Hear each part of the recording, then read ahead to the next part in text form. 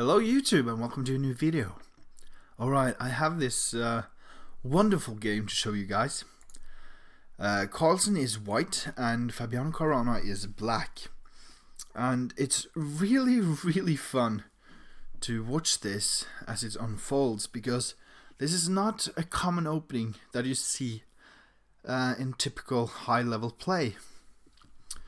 So it is the fourth game that I'm showing you guys, and it was played in August 2014 in the Singerfield Cup, and so far those two players, Magnus Carlsen and Fabiano Caruana, had played 24 games against each other in all three time controls together or combined. It was Blitz, Rapid and Standard. And so far the score was 13 wins to Carlsen, 5 wins to Caruana and 6 draws between them. So that means that Carlsen had a total score of 16 points and Fabi had 8. And that actually means that Magnus Carlsen had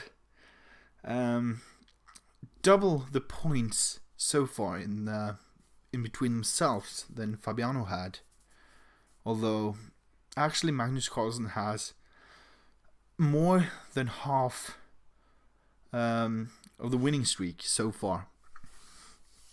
But let's take a look at this 25th game that they played against each other. So the first move that Carlsen played was e4 and Caruana's play was e5, and now kind of a bit uncommon in this high level chess that we're going to see in this World Championship. Bishop to c4. Now many people play this and it converts to the Italian game or goccio piano, but in fact this opening is so much more than that. It is the beginning of the bishop's opening. And the reasoning for it being called that is because the bishop is played out to c4 immediately at move 2. It is kind of played to prevent the d5 pawn push immediately, and also tries to aim at the f7 pawn in on black's king side. By doing so, white leaves his f pawn unhindered and may make use of the fact that his f2 pawn can be pushed to f4, and this may transpose into king's gambit, not a king's Indian, king's gambit.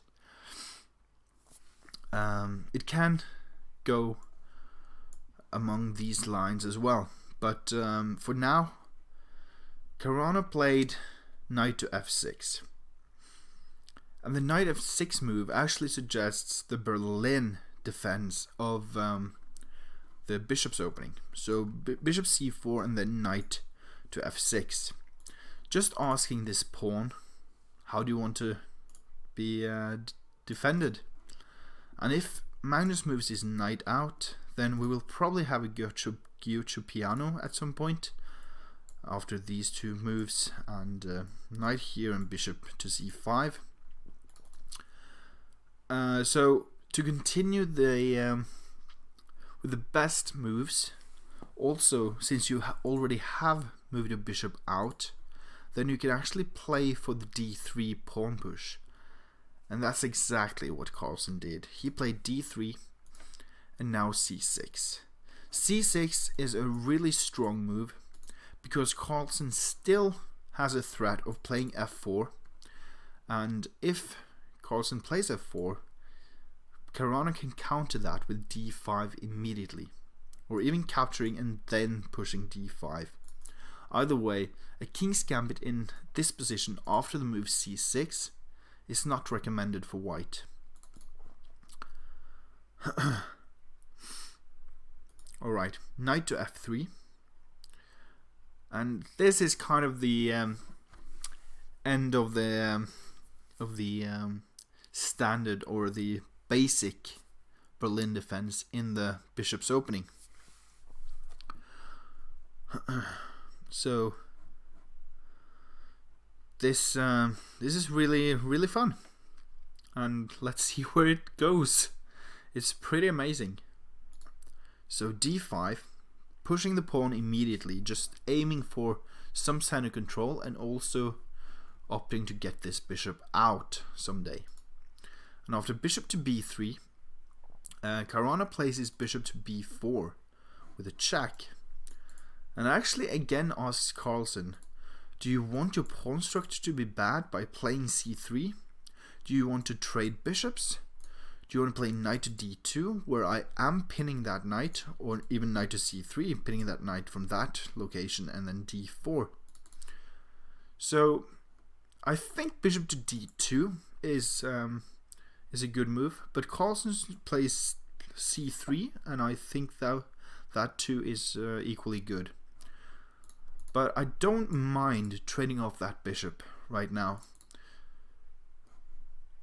But hey, maybe that's why they are the best. I think the computer agrees actually with bishop to d2 as well as c3. But Carlsen plays c3, and now the bishop goes to d6. Not to a5, where it can go to c7. Not to e7, where it kind of gets in front of the queen on this diagonal, whenever a bishop arrives on g5. But in fact onto the d6 square. And why is that? It looks weird, grinding your own pawn here on e5, right?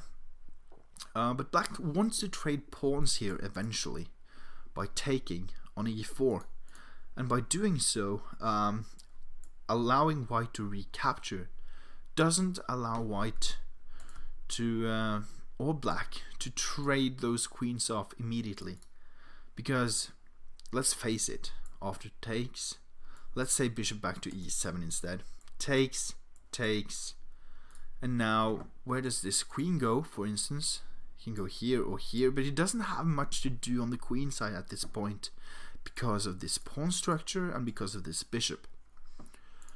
So much rather having this bishop just stay and protect from an eventual queen trade here.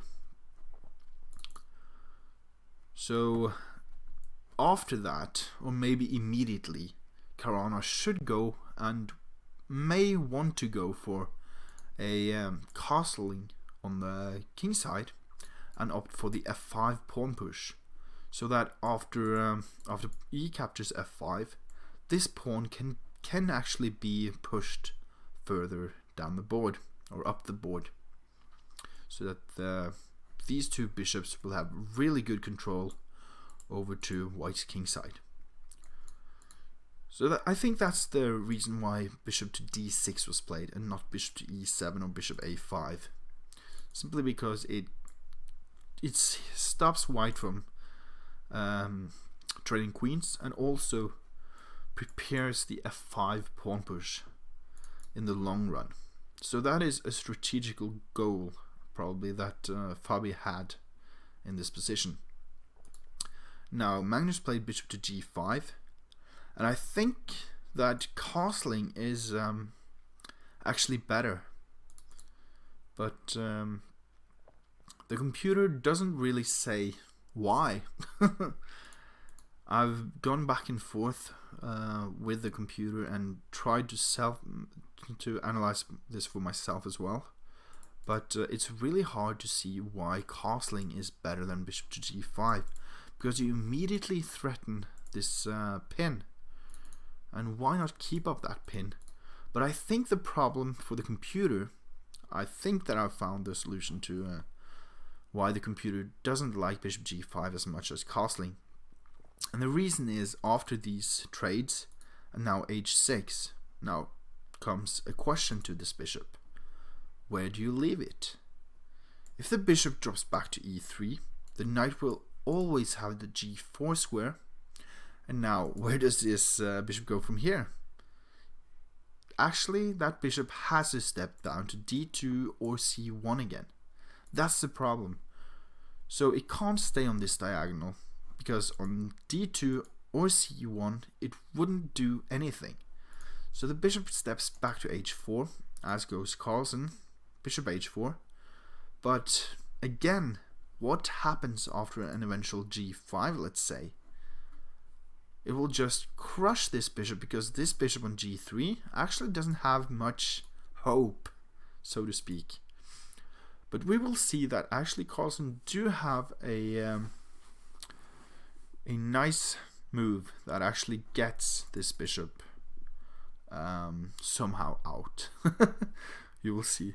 So let's look at just a couple more moves to see where the pieces are headed after castles and knight h5, threatening to capture that bishop, because this bishop actually is a huge problem for black when he wants to play f5. And now Carlsen plays h3, simply ignoring the fact that this can be taken, but also saying that if you don't take it immediately, I am going to keep my bishop. So that's the thing. And now knight captures g3, f captures g3, and knight to c5. And this is an interesting moment, very interesting moment. I think we can all agree that both Carlsen and Fabiano Caruana is probably the strongest players alive right now. And Carlsen played, at this point, a really funny looking move that really, it isn't the best by the computer's suggestions, but it creates some holes in black's position. But those holes shouldn't be too hard to recover from. So what do you think Carlsen played here? Just pause your video and try to find out what you think Carlsen played as white here. Alright, so for those of you who doesn't want to pause and just wants to see this video, god damn it, let's look at the next move. Alright, so bishop captures f7, check. And now Caruana took with the king. And that looks a bit scary, but in fact that is the best move. Looks really, really weird, but in fact, if the queen captures on f7, what do you think would happen? What do you think would have happened here? So try to find a good response for black here after white's knight captures e5. So again, I am encouraging you to pause the video and try to find out what black should play here. It's not so much a tactic as just what to play. Really, really annoying for black. This knight captures e5 after queen captures f7. Alright. I guess you have found it, right? Queen captures f1. It's really just stupid, right? But that's the thing. The most logical move here, after queen captures f1, the most natural move for white would be to capture back with his queen. But then again, that in fact is just pure drawish. That gives black a huge, huge initiative inside of the position, and actually might manage black to save the game. Well, queen captures f1 is actually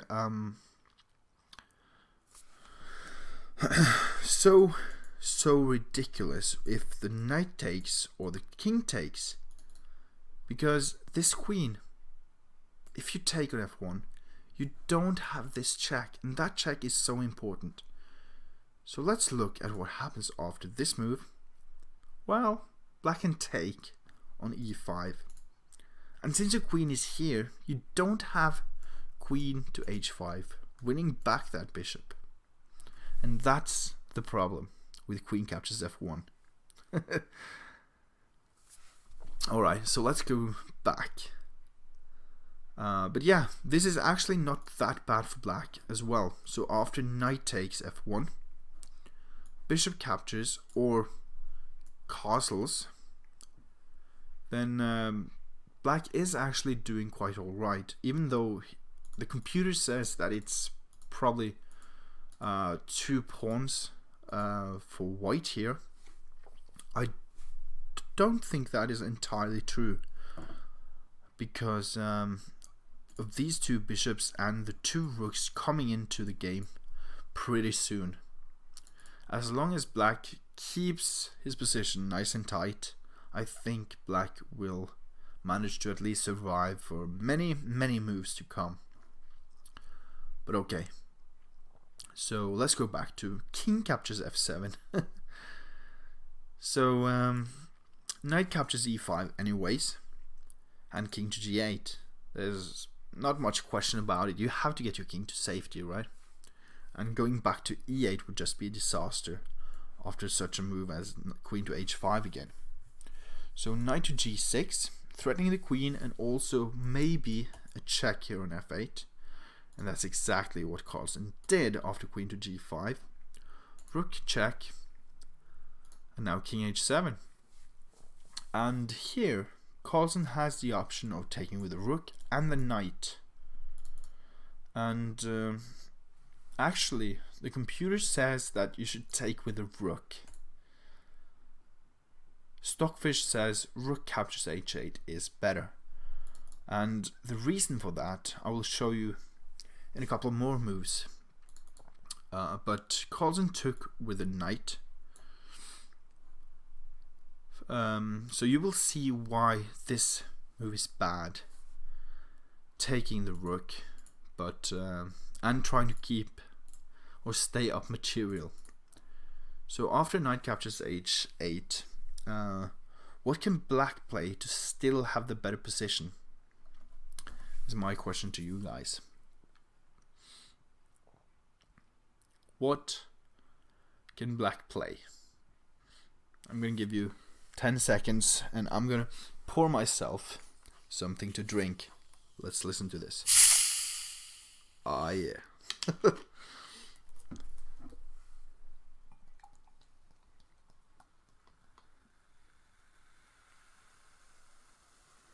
Okay. So, Caruana should have gone and probably would have just won the game with this move. Queen to e3 check. It is a really funny looking move because Caruana's move is more direct, but queen e3 actually is really strong. So after queen e3 and king to h1, bishop to g4 is now a threat because rook captures f8 is in a position, and you have to take the bishop here with your queen. The reason for that is if queen to f1, trying to save the rook by the exchange rook captures f8, queen captures f8, that is actually really bad. So after this move, queen f1, then queen captures g3, threatens a mate here on h2, and since the f1 square is occupied by your queen, the knight can't come back to f1 and actually guard on a h2. So here, if white is good enough, which Magnus Carlsen certainly is, he can try to play the very double-edged e5. And this is so terrifying. Black cannot take this pawn immediately due to a lot of big threats on this diagonal, actually losing the game to black, or for black. Black will lose if he takes this pawn immediately.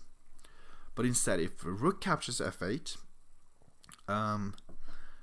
if black, yeah, I have to just read up my notes here as well because I've written so much stuff that I want to show you guys, and I'm sorry. But yeah, let me show you bishop captures e5 first. So if the bishop captures, then we go queen b1 check, knight to d3, queen d3 doesn't matter, then we simply doesn't do anything with that. The queen is pinned and he doesn't threaten a mate here on h2 anymore. So then we simply take the rook. And in this case as well, we can play knight to f1.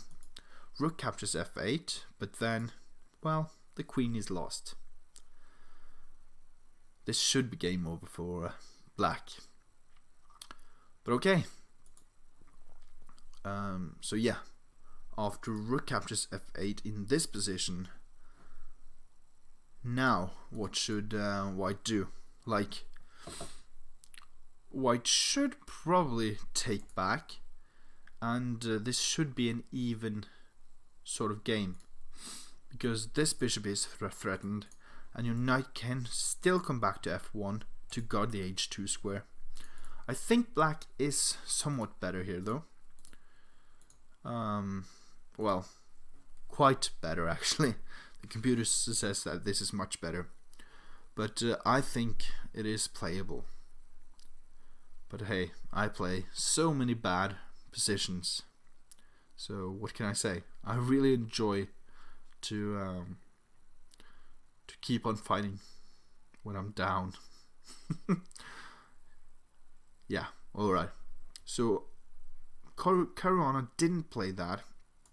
So after knight captures h8, he instead played bishop g4 immediately. So after that, now Magnus Carlsen has to play queen to f1 to stay in the game.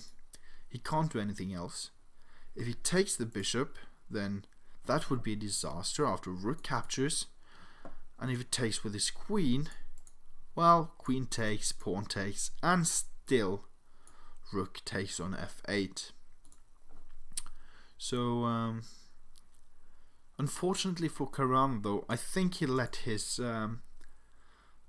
previous advantage with queen e3 slip away with this kind of too much eagerness move with bishop g4 immediately.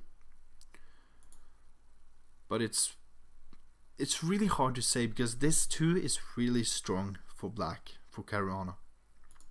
So let's just skip ahead a few moves. So here you see Carlsen giving away his rook there on f8, but gets some compensation for it. And we will see why Carlsen thinks this is so good for him.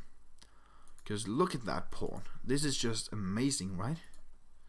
It looks so beautiful. And it is actually really, really hard for black to attack. But it's also really, really hard for white to defend this position. And again, the computer says that this position right now is approximately one pawn better for black. And that is so ridiculous, right? But actually, if you haven't seen this rook before, welcome. Magnus isn't a full rook down. He still has enough pieces to compensate for this crazy position. But he doesn't have much space for his king, right? That's a real big problem. So e7 had to be thought about really carefully. And after the next move, queen h5 check, Carlsen had one job. One job. Save the position, man. What do you guys think that Magnus Carlsen played here? So there are only two possibilities. What do you think Magnus Carlsen played? Pause the video and think. Why is one move winning? Why is one move totally losing? So what do you think Magnus Carlsen played? And there has been a few hints before I ask you that question, so alright. Magnus Carlsen played knight to h2. And this is a forced losing move. It isn't just losing, but it's actually forcing black to win. Like, there's nothing that white can do from this point on to save the game. The winning move then would be queen to h2, which we should take a look at and will take a look at after we've gone through the moves of the game. So see how Magnus Carlsen should have defended for at least trying to stay in the game for quite some time. But alright. So, rook to d1 check. Very forcing, obviously. So the rook has to capture, and then queen captures d1. Now, the only move, knight to f1. And now queen captures f1. King h2. And now queen g1 check. And Magnus Carlsen resigned the game.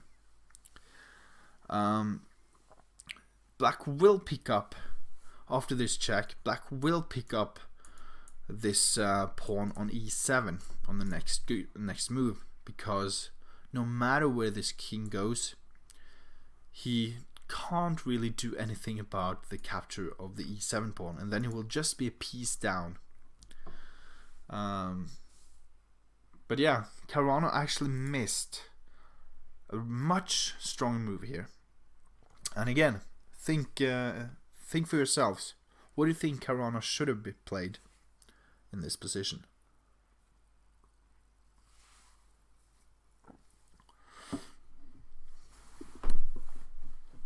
Pause your video and think. God damn it, think. Alright. So let's see. The move is bishop g1 check. And I hope you guys saw that this check also is possible.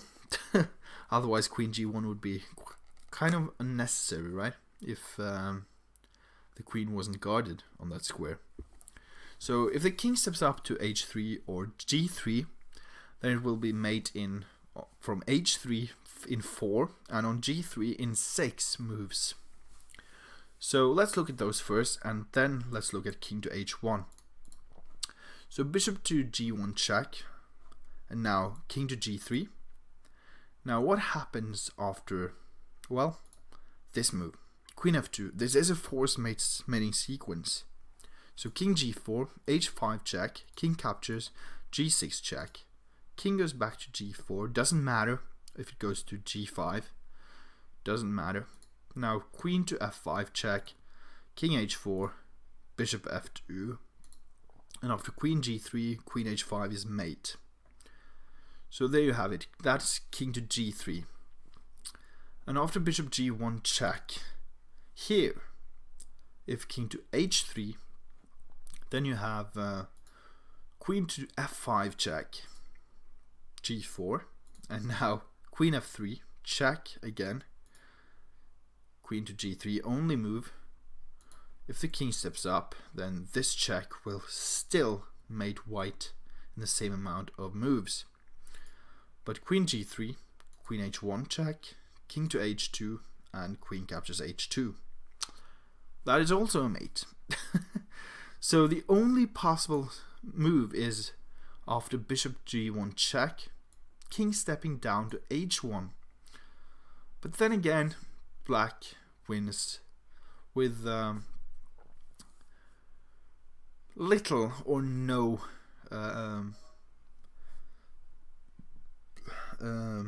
chance at all. Like bishop e3, this is a check from the queen, and after king h2 only move, bishop to f4 check, forking the queen and the king.